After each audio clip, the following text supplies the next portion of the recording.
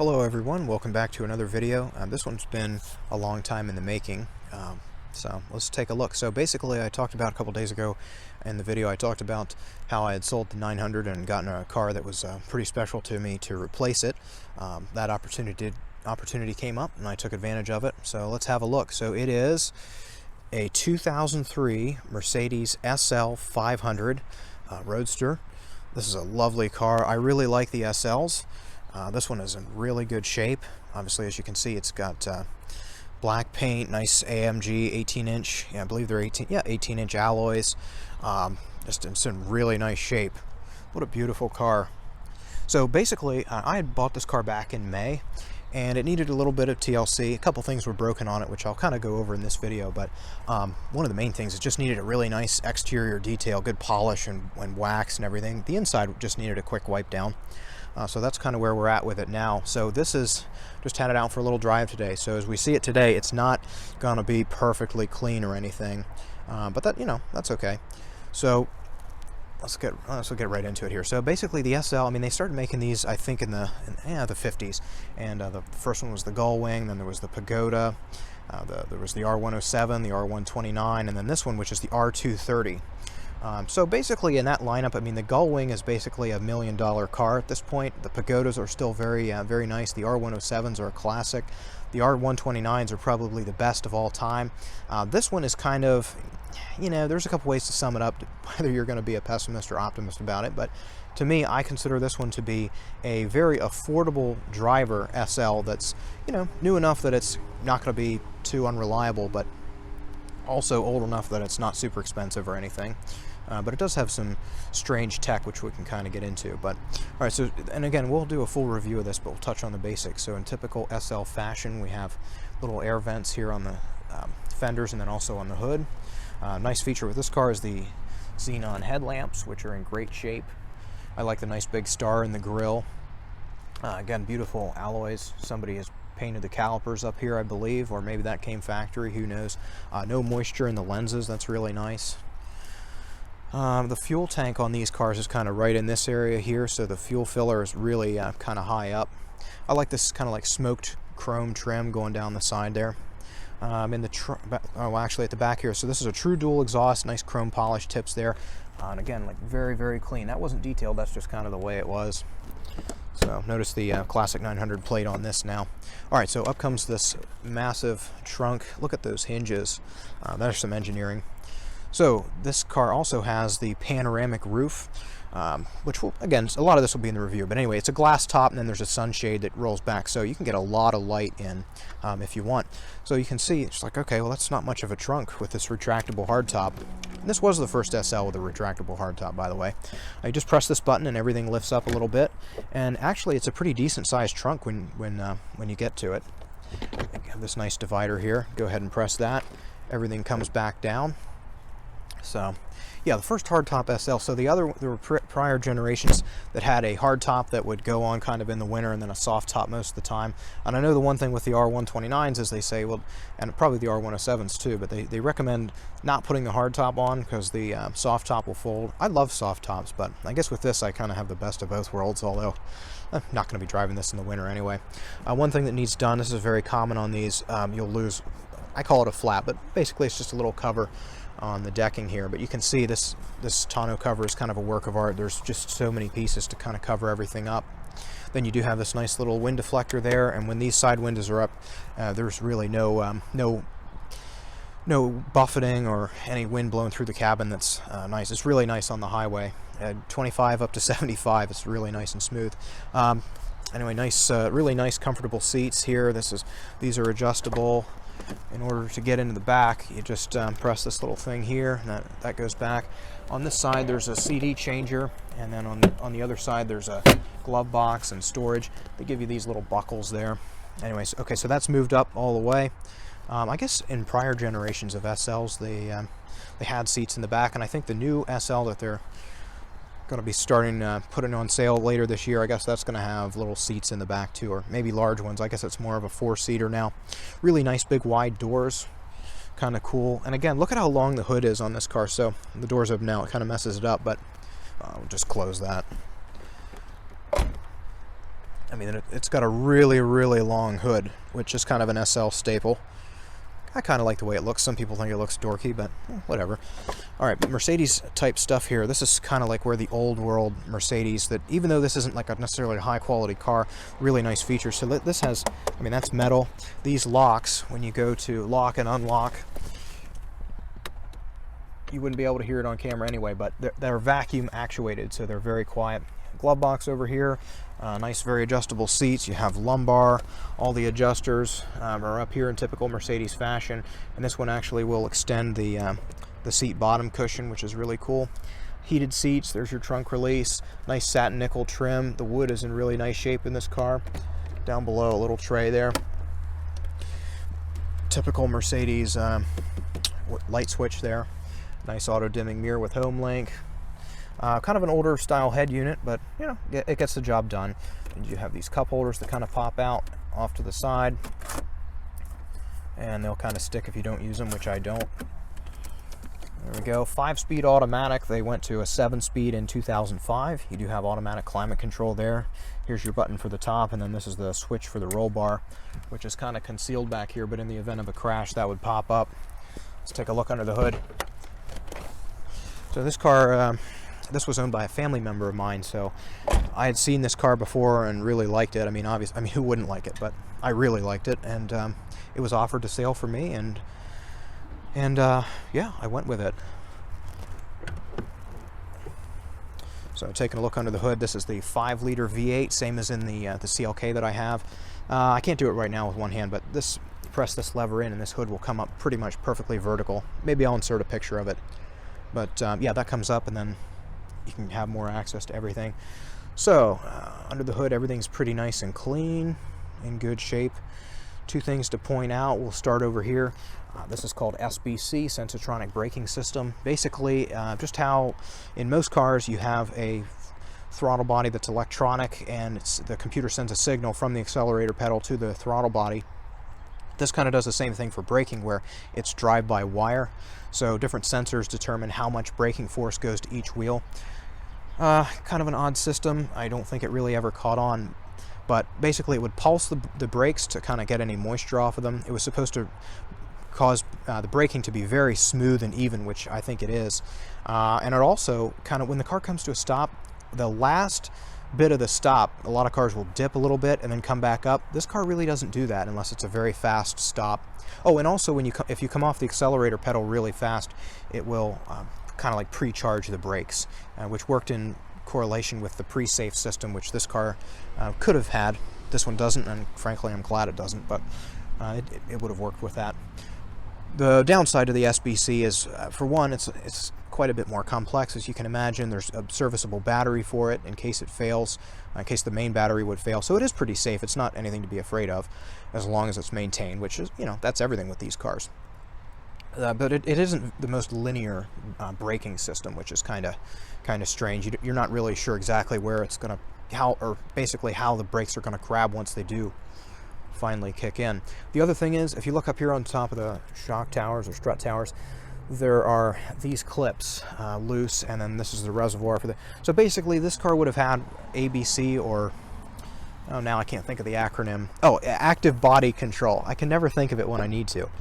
But active body control. So what that did was kind of like now how they use Airmatic or an air ride suspension. This was hydraulic, so there was a pump, and then that would send fluid to each strut at all four corners, and it does actually give a really nice, it's one of the best rides really ever. But when they start going bad and you start getting leaks, you know, you'll walk out in the morning, one side of the car will be lower than another or whatnot, and there'll be a fluid on the ground, and you're in for kind of an expensive repair job.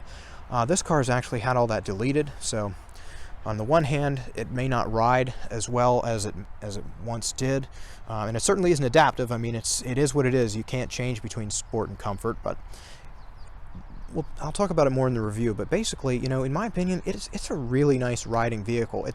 They did a really nice job with these struts that were put on aftermarket, and frankly, that's what sold me on it, because I really don't.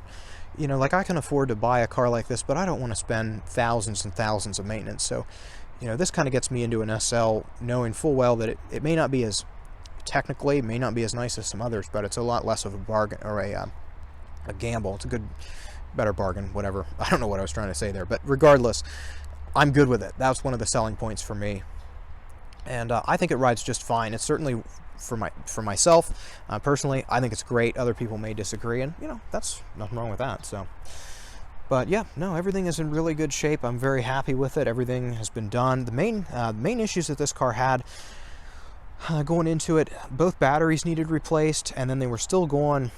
They were just bad because they had been drained. But with the new batteries in, the batteries were still discharging. Turned out to be, and I knew it was something related to this going in, but the car, the top didn't go up and down, and the doors didn't lock, the lumbar didn't work, and the soft close for the trunk didn't work. So basically what that points to is the vacuum pump system. There's another word for it, but it's the vacuum pump, which is on the left side of the trunk there. And that module, it's the PSE pump, pneumatic system equipment pump, was in fact bad. So I sourced a new one, replaced that myself. We did an oil change on it, like I said, full detail, a couple other bits and pieces. The little, I'll insert a picture of this then later too probably, but there's the plastic pieces around the rear window. Let's see if we can take a look at it here. That always like to fade and crack. Yeah, it's kind of all concealed now, but those weren't in good shape, so I had those painted. A couple other cosmetic things, but nothing major. And yeah, so that was pretty much it, and it's all fixed up now, other than the few things that I'm gonna kind of let go or deal with in time. But there you have it. So let's take it out on a little drive here and see what it's all about. So we have the lovely Mercedes key. There we go.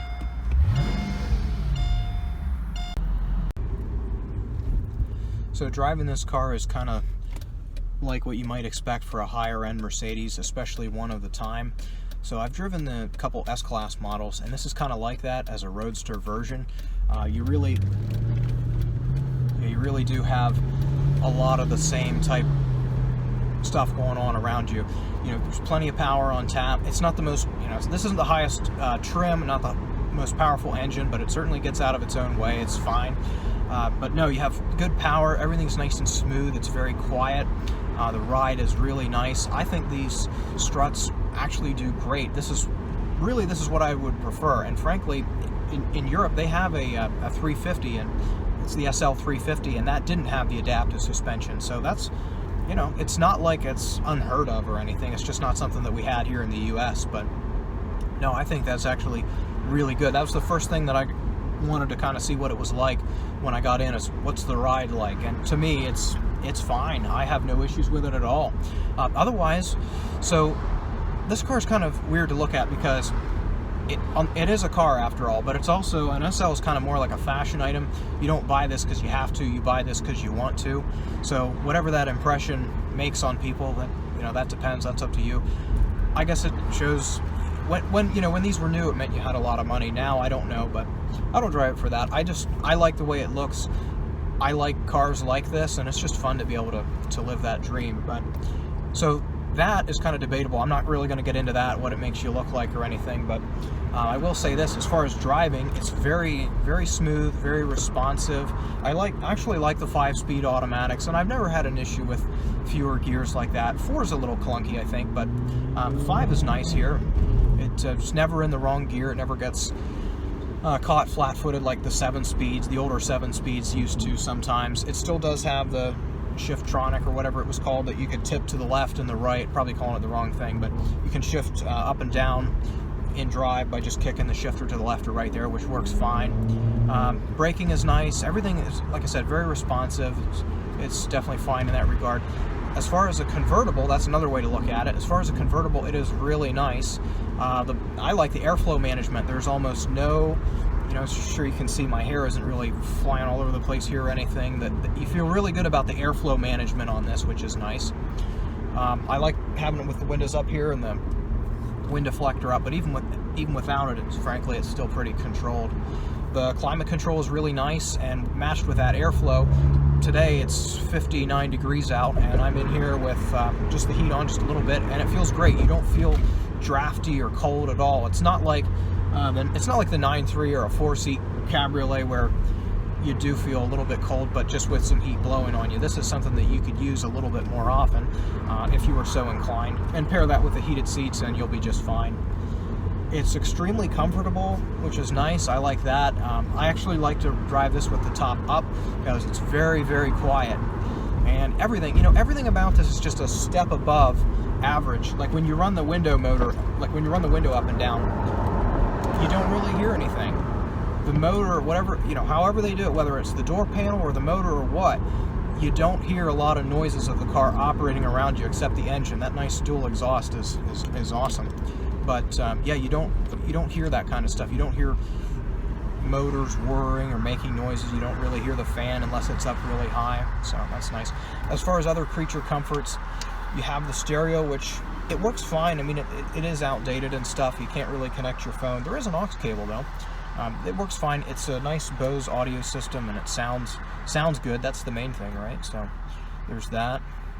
Otherwise, no, it's just a really nice driving car. The only thing I would say is, because it isn't extremely powerful, and especially not so much by today's standards, at this point, and again, this suits me perfectly, but it's more of a cruiser, because even though you can really hammer it, and it does fine, it's just so comfortable. You just kind of want to slow down and just cruise along, and it's really nice for doing that. It's a great vehicle to drive in that regard, and I certainly enjoy it.